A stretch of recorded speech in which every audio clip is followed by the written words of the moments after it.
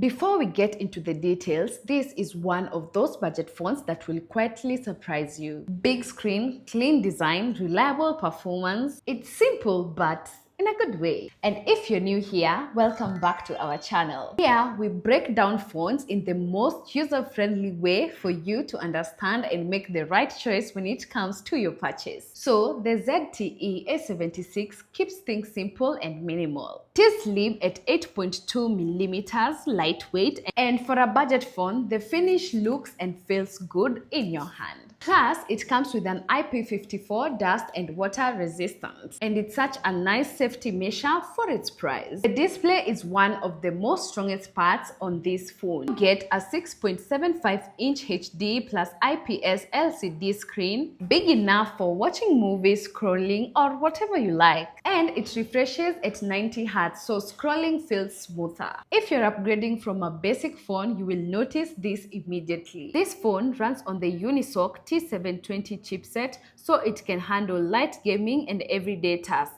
Also get a 4GB of RAM plus 8GB extended RAM and a generous 128 of internal storage. That's a lot of space for your photos, videos, and apps. At the back, you get a 50-megapixel main camera that captures nice photos. The 2-megapixel depth sensor helps with portrait shots, giving you clean background blur.